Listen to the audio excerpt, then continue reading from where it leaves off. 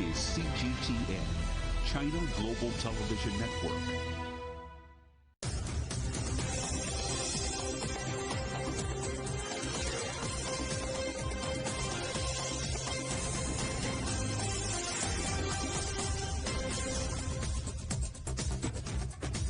Hello and welcome to The World Today, live from CGTN in London. I'm Robin Dwyer. Our top stories. From Paris to Istanbul, thousands protest for workers' rights.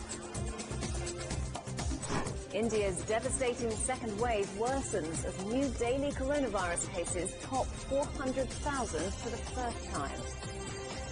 And a boost for Chinese restaurants in London thanks to a Hungry Panda partnership.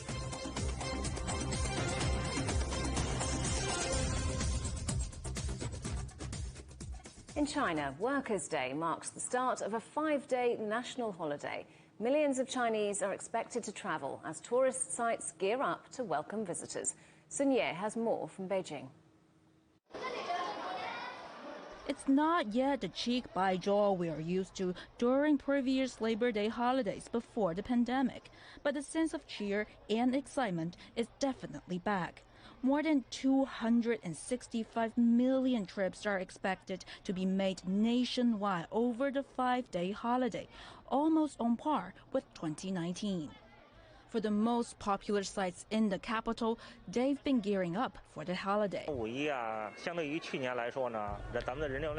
anticipate a significant rise in visitors this Golden Week holiday as the COVID situation gets under control. Right now, we expect the busiest days to be May the 2nd. The next 3 days will all be busy according to our booking data. Any vacancies we have could soon run out.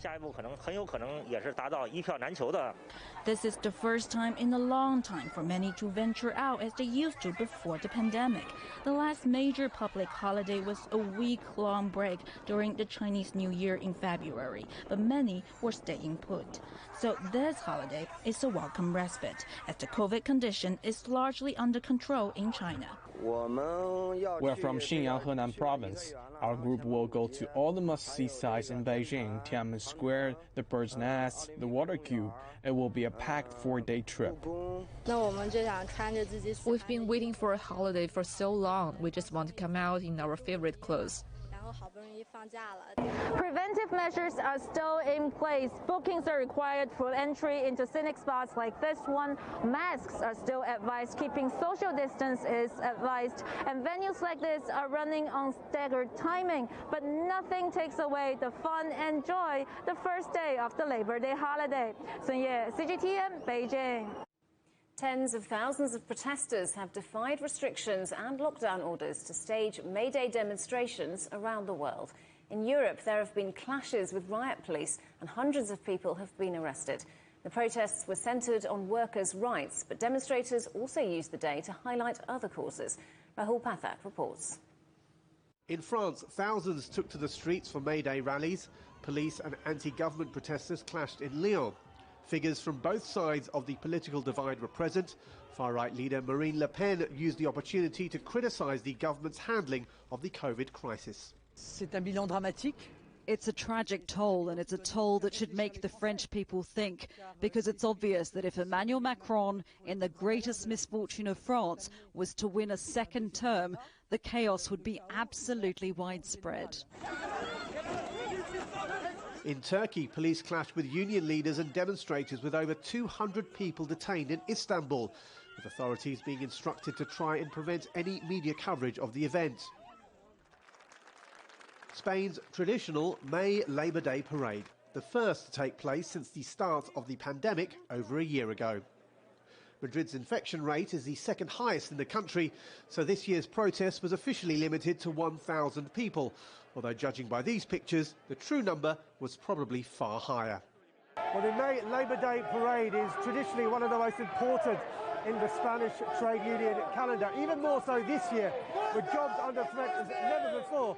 thanks to the financial fallout of the coronavirus. I don't know if this is important, because sometimes we feel like they don't listen to us. It should be effective to protest, but normally they don't listen. So sadly, it seems pretty ineffective. No doubt COVID was a key turning point for them, as they could take advantage of the situation to rearrange jobs, using the pandemic as an excuse. Look at the banking sector. The massive digital transformation also affected workers hugely. On the eve of May Day, several thousand demonstrators in Berlin took to the streets to voice their concerns over the lifting of rent caps in their city. Germany's constitutional court overturned the decision from the Berlin Senate to freeze rents on 90% of apartments at 2019 rates. Many now feel renting in the capital will become unaffordable if prices aren't controlled. And in London, a peaceful gathering at Trafalgar Square to demonstrate against a new bill which critics argue will limit their right to protest. Rahul Pathak, CGTN, Madrid. Luke Hildyard is director of the High Pay Centre. He spoke to my colleague Paul Barber about the significance of this year's May Day. The COVID-19 crisis has shone a light on some of the brutal inequalities that exist in the world.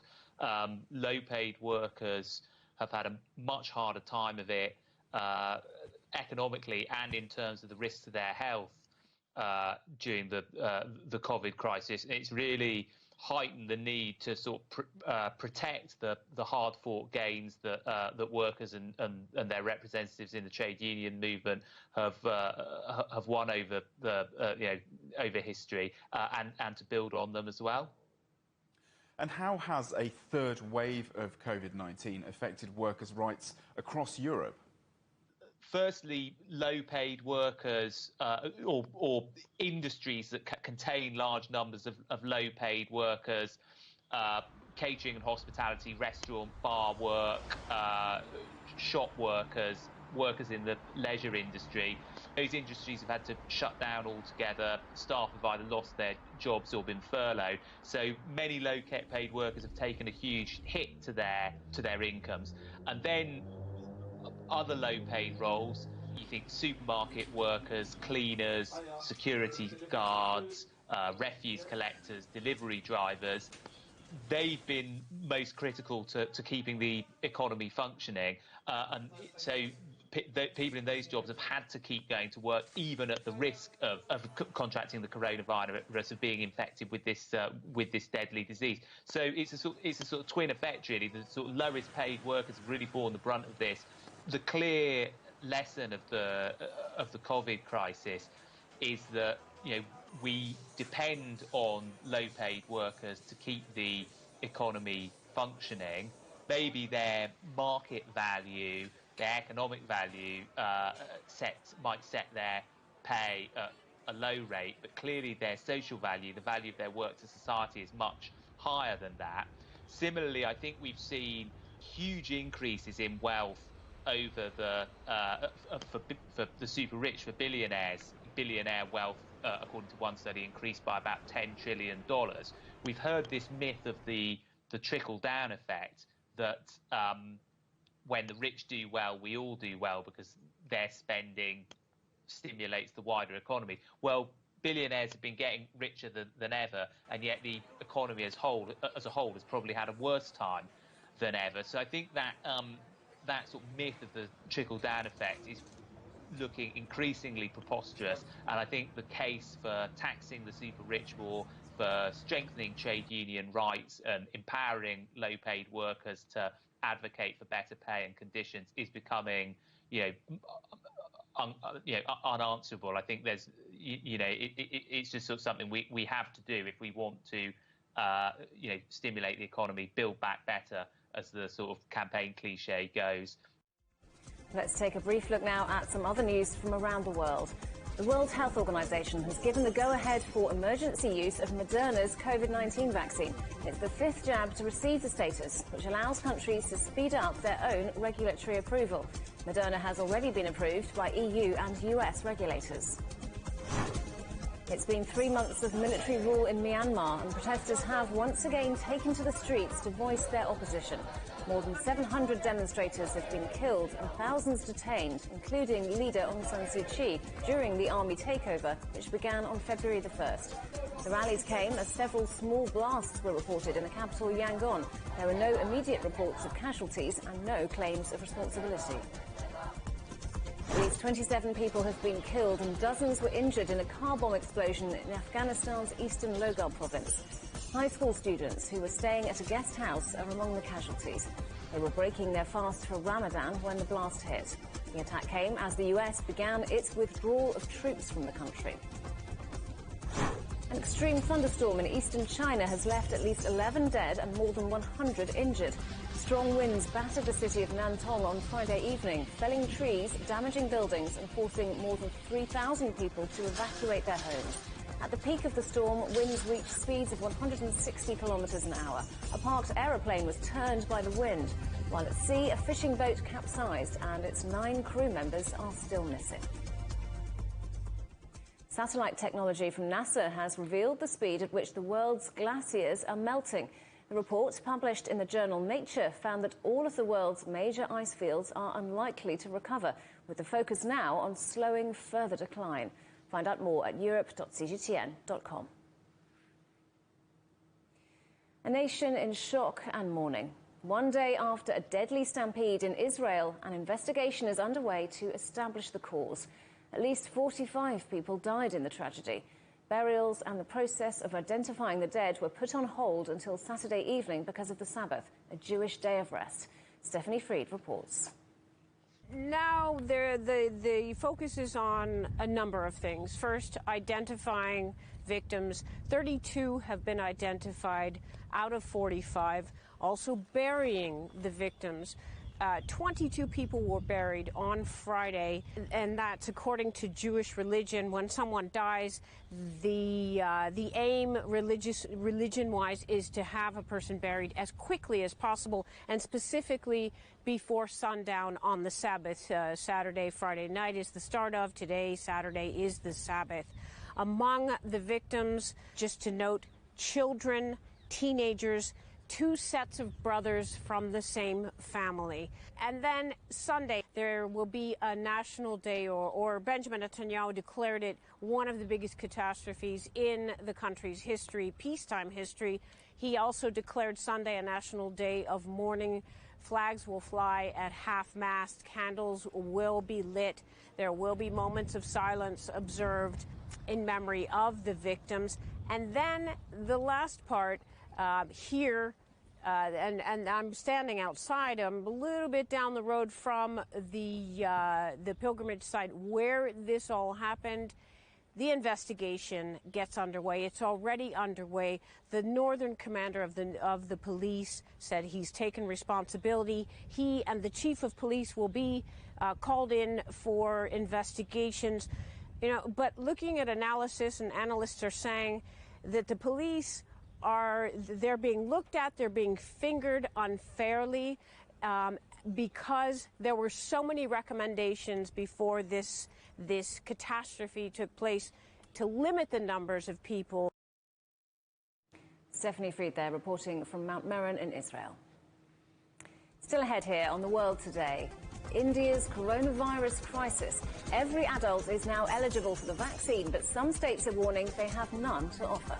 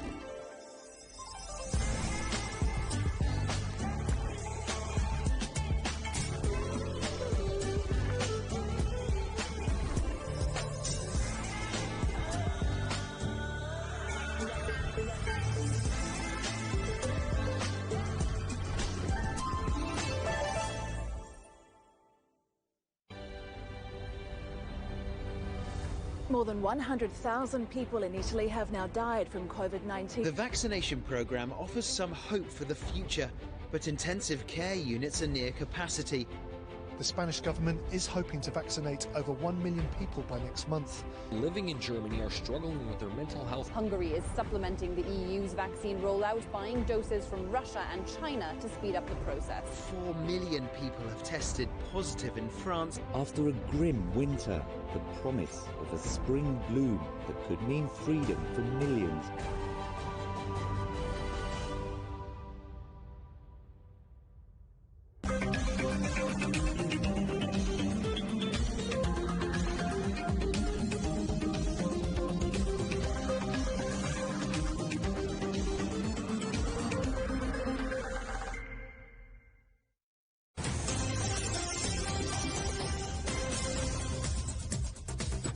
Welcome back. A reminder of our top stories.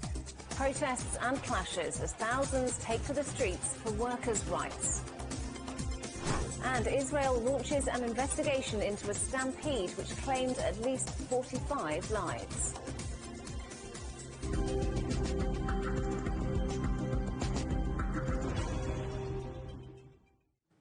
India has reported a record 400,000 new cases of coronavirus, the highest daily count in the world, as it battles a devastating second wave.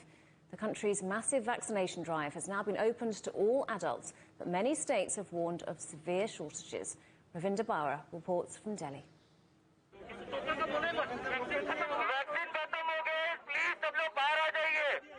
This announcement is for people to vacate this vaccination center in Mumbai as vaccine doses have finished. Frustrated citizens waiting for hours in the queue have to leave without getting a jab. Most of the states in India say that they will not be able to inoculate adults from 1st May as the latest phase of vaccination kicks in. अभी कल आप सेंटरों पे line में मत लगिएगा. Don't queue outside vaccination centers tomorrow. We don't want law and order to be disturbed. We don't want overcrowding, which will result in no social distancing. Please don't do any of this. In 1 or 2 days, as soon as we get the vaccine doses, we'll make a proper announcement. Over 10 million new signees between the age of 18 and 44 are not likely to get the jabs beginning 1st May. But where is the problem? There is an enormous supply side crisis. It's not that vaccines are there, it's about distribution. One of the things that the center should have done is to give licenses to other vaccine manufacturers so that, you could have multiplied your capacity. So far, the central government has sponsored the vaccination program. According to a new vaccination policy, vaccine makers can sell 50% of their stock directly to states and the open market. Experts say this could be counterproductive. Leaving it to market will lead to hoarding, price escalation. A lot of people who can pay more would get vaccines, whereas many in the poor sections of the society might be deprived. Experts say that this is an iniquitous formula pitting states against states. They advocate a staggered vaccination program. It would have definitely made more sense to have it in a stepwise process with age groups. Unfortunately, at this stage, we did not expect the pandemic to hit, the second wave to hit in such a bad way. So at this stage, there is unfortunately utter chaos because everybody will try to get the vaccination.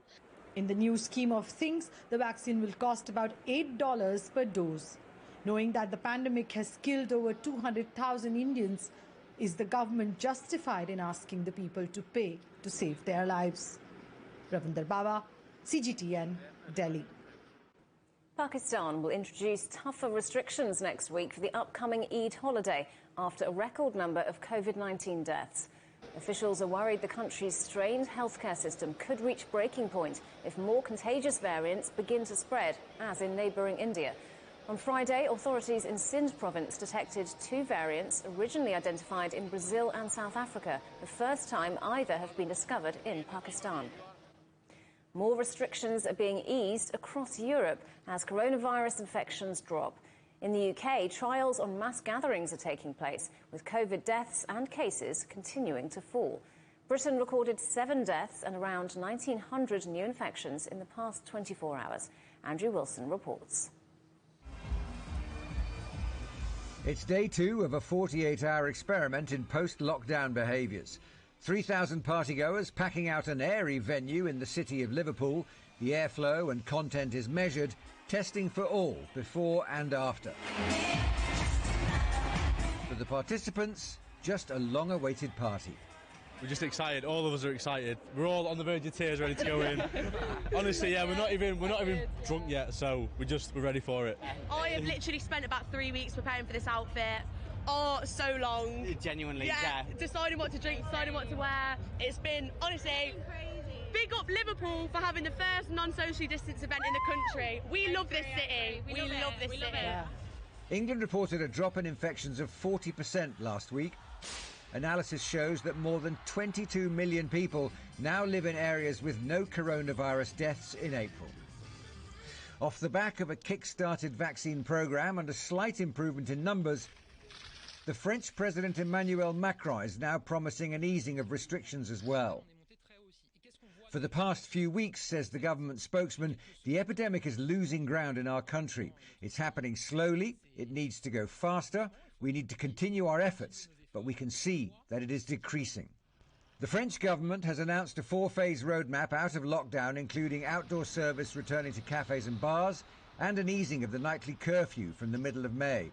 But although the French public is weary of restrictions, hospital numbers are still far higher than they were at this point in the previous 2 lockdowns.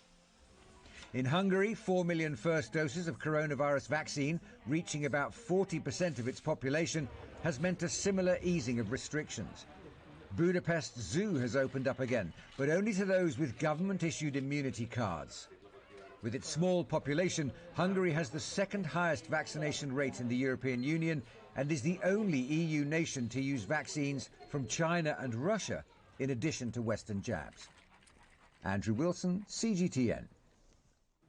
As the UK begins to ease its coronavirus restrictions, London's Chinatown is coming back to life. But with only outdoor dining allowed, restaurants are still relying heavily on home deliveries to cover their losses. And key to the survival of some businesses has been the Chinese food delivery app Hungry Panda. Thomas Wintle reports.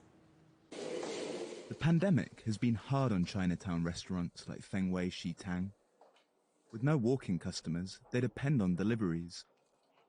That's changed their business model and pushed them into a much deeper partnership with a new breed of takeaway app, Hungry Panda. Before the coronavirus outbreak, takeaway was a supplement to our overall business, and we only used Hungry Panda as a takeaway option. But Hungry Panda's role is obviously special, especially during the beginning of the pandemic. They are basically the only one platform for our takeaways and delivery. Hungry Panda shares similarities with other takeaway apps, but is more focused. It operates mainly in Chinatowns, in Mandarin, almost exclusively targeting the Chinese diaspora.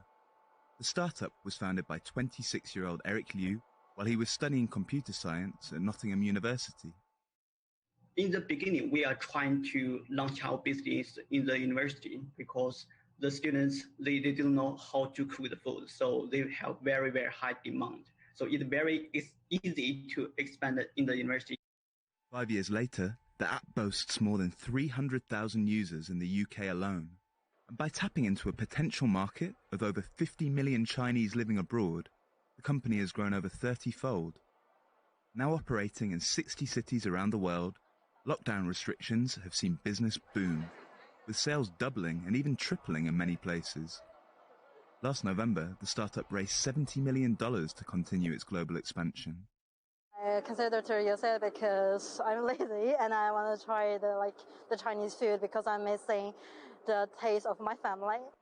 It's not just the food that's Chinese. Hungry Panda is also importing business practices common in China, but relatively new to the West, such as group buying, where customers can order together to get a bulk discount, drastically reducing delivery costs.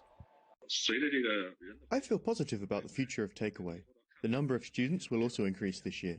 By June or July, a lot of students will come back.